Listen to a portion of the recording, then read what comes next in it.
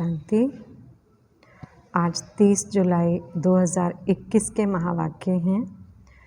बाबा की मुरली का सार है, मीठे बच्चे, इस पुरानी दुनिया में जिस प्रकार की आशाएं मनुष्य रखते हैं वह आशाएं तुम्हें नहीं रखनी हैं, क्योंकि यह दुनिया विनाश होनी है।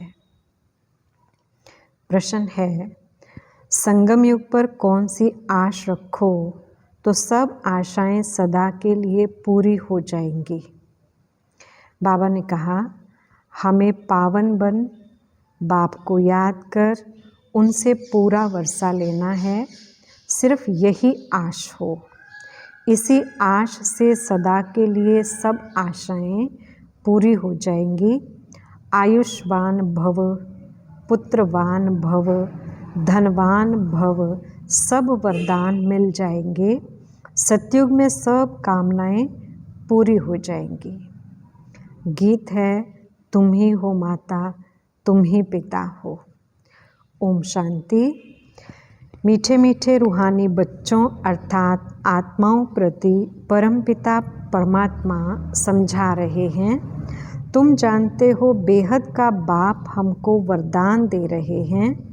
वह लोग आशीर्वाद देते हैं, पुत्रवान भव, आयुष्मान भव, धनवान भव। अब बाप तुमको आशीर्वाद देते हैं, आयुष्मान भव।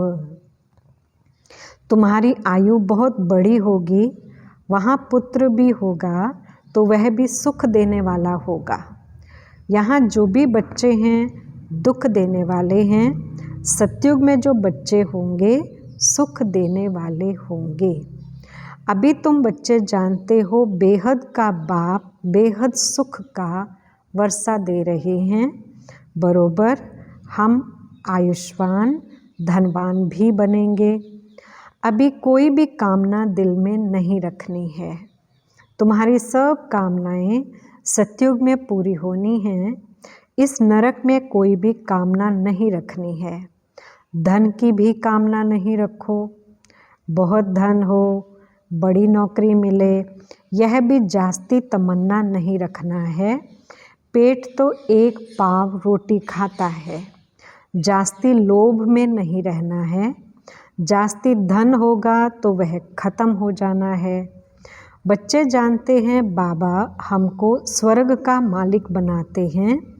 अब बाबा कहते हैं, दे दान तो छूटे ग्रहण। कौन सा दान दो? यह 5 विकार हैं, ये दान में देने हैं तो ग्रहचारी छूट जाए और तुम 16 कला संपूर्ण बन जाओ।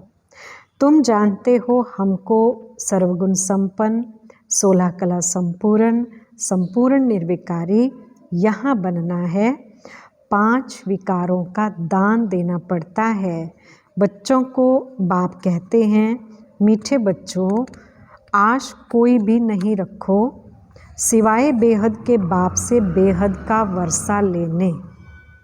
बाकी थोड़ा समय है, गाया भी जाता है, बहुत गई थोड़ी रही। बाकी थोड़ा समय इस विनाश में है, इसलिए इस पुरानी दुनिया की कोई आश नहीं रखो। सिर्फ बाप को याद करते रहो। याद से बच्चों को सतो प्रधान बनना है। इस दुनिया में मनुष्य जो आश रखते हैं वह कोई भी नहीं रखो। आश सिर्फ रखनी है एक शिव बाबा से हम अपना स्वर्ग का वर्षा लेवें। किसको भी कभी दुख नहीं देना है। 1-2 के ऊपर काम कटारी चलाना ये सबसे बड़ा दुख है। इसलिए सन्यासी लोग स्त्री से अलग हो जाते हैं, कहते हैं इसने छोड़ दिया है। इस समय रावण राज्य में सब पतित पाप आत्माएं हैं। अभी समय बहुत कम है। तुम अगर बाप की श्रीमत पर नहीं चलेंगे तो श्रेष्ठ नहीं बनेंगे। बच्चों को ऊंचते ऊंच बनना है, इसलिए 5 विकारों का दान देना है तो ये ग्रहण छूट जाएगा। सबके ऊपर ग्रहचारी है, बिल्कुल ही काले बन गए हैं। बाप कहते हैं अगर मेरे से वर्षा लेना है तो पावन बनो। द्वापर से लेकर तुम पतित बनते बनते सतो प्रधान से तमो प्रधान बन पड़े हो, तब तो गाते हो पतित पावन आओ, आकर हमको पावन बनाओ। तो बाप फरमान करते हैं बच्चे अब पतित नहीं बनो, काम महाशत्रु को जीतो। इससे ही तुमने आदि मध्य अंत दुख को पाया है। बाप कहते हैं तुम स्वर्ग में बिल्कुल पवित्र थे, अब रावण की मत पर तुम पतित बने हो, तब तो देवताओं के आगे जाकर उन्हों की महिमा गाते हो कि आप सर्वगुण संपन्न संपूर्ण निर्विकारी हो और हम विकारी हैं। निर्विकारी होने से सुख ही सुख है। बाप कहते हैं अब हम आए हैं तुम बच्चों को निर्विकारी बनाने। अब तुम बच्चों को सब इच्छाएं छोड़नी हैं, अपना धंधा दौरी आदि भले करो और एक दो को ज्ञान अमृत पिलाओ।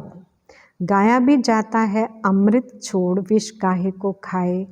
बाप कहते हैं कोई भी कामना नहीं रखो, हम याद की यात्रा से पूरे सतो प्रधान बन जाएंगे। 63 जन्म जो पाप किए हैं वह याद से ही खलास होंगे। अब निर्विकारी बनना है, भले माया के तूफान आए परंतु पतित नहीं बनना है। मनुष्य से देवता बनना है। तुम ही सतो प्रधान पूज्य देवता थे, फिर तुम ही पूज्य से पुजारी बनते हो। हम निरोगी थे फिर रोगी बनते हैं, अब फिर से निरोगी बन रहे हैं। जब निरोगी थे तो आयु बड़ी थी, अब तो देखो बैठे बैठे मनुष्य मर जाते हैं। तो कोई भी आश नहीं रखनी है, ये सब छी आशाएं हैं। कांटे से फूल बनने के लिए तो एक ही फर्स्ट क्लास आश है। बाप कहते हैं मुझे याद करो तो पुण्य आत्मा बन जाएंगे। इस समय सबके ऊपर राहु का ग्रहण है, सारे भारत पर राहु का ग्रहण है। फिर चाहिए बृहस्पति की दशा। तुम जानते हो अब हमारे ऊपर बृहस्पति की दशा बैठी है। भारत स्वर्ग था ना, सतयुग में तुम्हारे ऊपर बृहस्पति की दशा थी, इस समय है राहु की दशा। अब फिर बेहद के बाप से बृहस्पति की दशा मिलती है। बृहस्पति की दशा में 21 जन्मों का सुख रहता है। त्रेता में है शुक्र की दशा, जितना जो याद करेंगे, बहुत याद करेंगे तो बृहस्पति की दशा होगी। यह भी समझा दिया है अब सबको वापस घर जाना है, इसलिए बाप को याद करते रहो तो विक्रम विनाश हो और तुम उड़ने लायक बनो। माया ने तुम्हारे पंख काट दिए हैं, अब तुमको मिलती है ईश्वरीय मत, जिससे तुम सदा सुखी बनते हो। ईश्वरीय मत पर तुम स्वर्ग के मालिक बनते हो, विश्व की बादशाही ले रहे हो। ईश्वरीय मत मिलती है कि बाप को याद करो तो अंतमति सोगति हो जाएगी। याद से ही विक्रम विनाश हो जाएंगे, पवित्र बन जाएंगे। पवित्र आत्मा ही स्वर्ग के लायक बनेगी। वहाँ तुम्हारा शरीर भी निरोगी होगा, आयु भी बड़ी होगी, धन भी बहुत होगा। वहाँ कभी धर्म का बच्चा नहीं बनाते।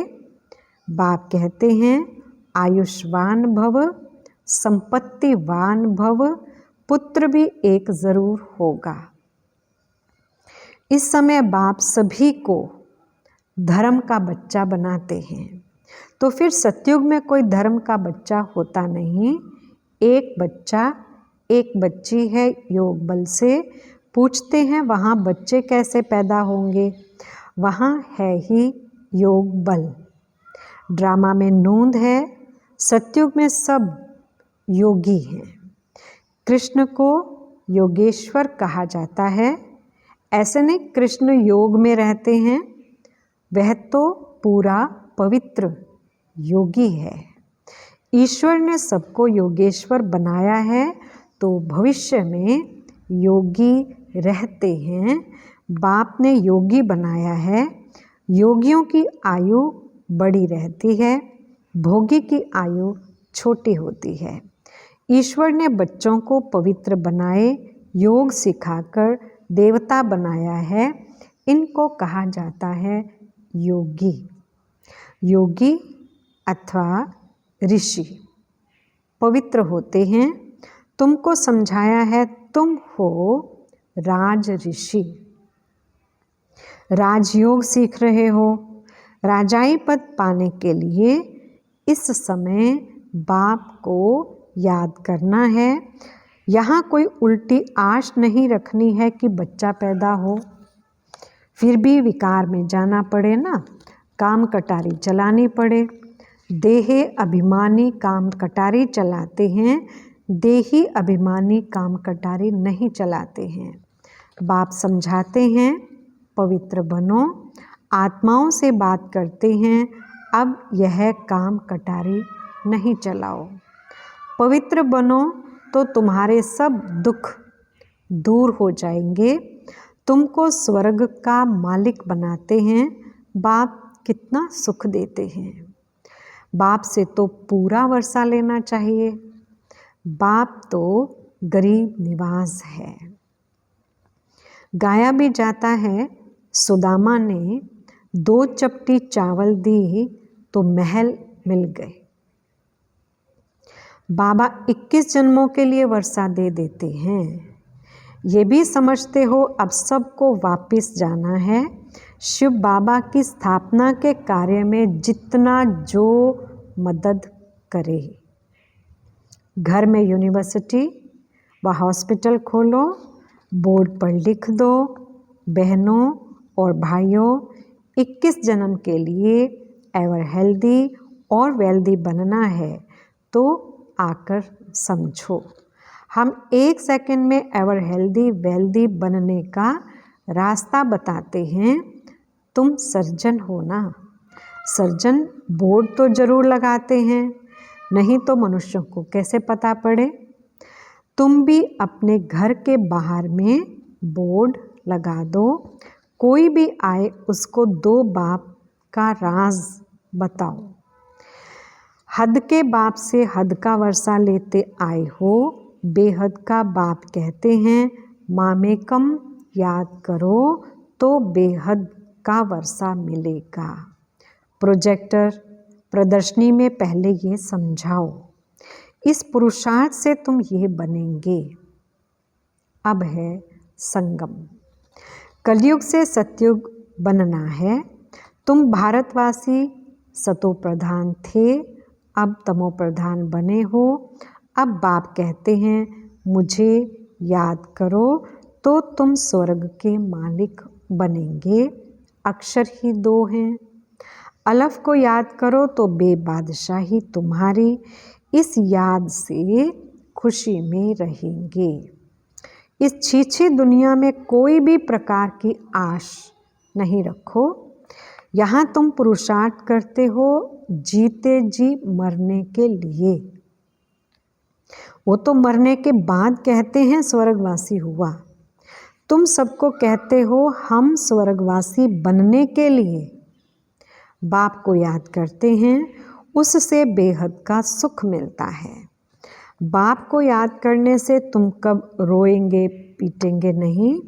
तूफान माया के आते हैं, उनका ख्याल नहीं करो। माया के तूफान तो आएंगे।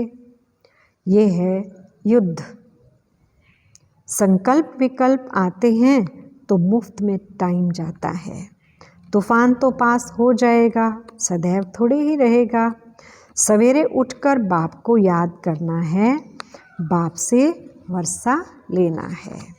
ये धुन अंदर लगी रहे। बाप और कोई तकलीफ नहीं देते हैं, सिर्फ बाप को याद करना है और सबको भूल जाओ। यह सब मरे पड़े हैं, आपस में यही बातें करते रहो। बाबा अब तो सिर्फ आपको ही याद करेंगे, आपसे स्वर्ग का वर्षा लेंगे। टाइम रख दो, हम 3-4 बजे ज़रूर उठकर बाप को याद करेंगे। चक्र भी याद रखना है। बाप ने हमें रचता और रचना की नॉलेज दी है। हम इस मनुष्य सृष्टि झाड़ को जानते हैं। हम 21 जन्म कैसे लेते हैं, ये बुद्धि में है। अभी फिर हम जाते हैं स्वर्ग में, फिर से आकर पार्ट बजाएंगे। हम आत्मा हैं, आत्मा को ही राज्य मिलता है। बाप को याद करने से वर्षे के हकदार बन जाते हैं। ये राजयोग है। बाप को याद करते हैं। बेहद के बाप द्वारा अनेक बार विश्व के मालिक बने हैं, फिर नरकवासी बने हैं, अब फिर स्वर्गवासी बनते हैं, एक बाबा की याद से। बाप की याद से ही पाप भस्म हो जाएंगे, इसलिए इसको योग अग्नि कहा जाता है। तुम ब्राह्मण हो, राज ऋषि। ऋषि हमेशा पवित्र होते हैं, बाप को याद करते और राजाई का वर्षा लेते हैं। अब थोड़ी विकार के लिए आश रखनी है, ये छी आश है। अब तो पारलौकिक बाप से वर्षा लेना है। बीमार होते भी याद कर सकते हो।